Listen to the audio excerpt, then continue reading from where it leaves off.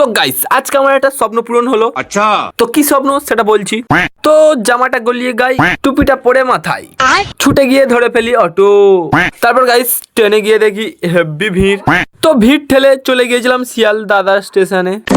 আর guys এই জায়গাটা আমার হেভি লাগে। আচ্ছা, তারপর আর একটা ট্রেনে উঠে শীতকালকে উপভোগ করতে করতে নৈহাটি স্টেশনে এসে উপস্থিত হলাম।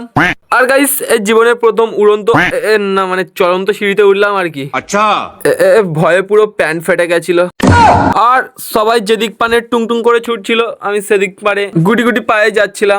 আরে এটা বড় মায়ের মন্দির মনে হচ্ছে। আবে এটাই বড় মায়ের মন্দির। তো গাইস আমরা মন্দিরে না গিয়ে চলে গিয়েছিলাম সব পূর্ণিগুলো ধুইতে। কি গরম জল। গঙ্গে গঙ্গে গঙ্গে গঙ্গে গঙ্গে গঙ্গে।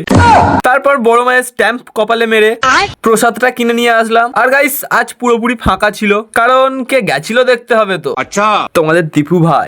হ্যাঁ গাইস আমরা খুব সুন্দরভাবে পূজাটা দিতে পেরেছি, কারণ মন্দিরে অতটা ভিড় ছিল না। তারপর গাইস একটু আখের রস খেয়ে নিলাম। আবে এটা আখের রস নাকি বাতাসার জল? ও যাই পারে হোক, খেয়ে নিই আগে।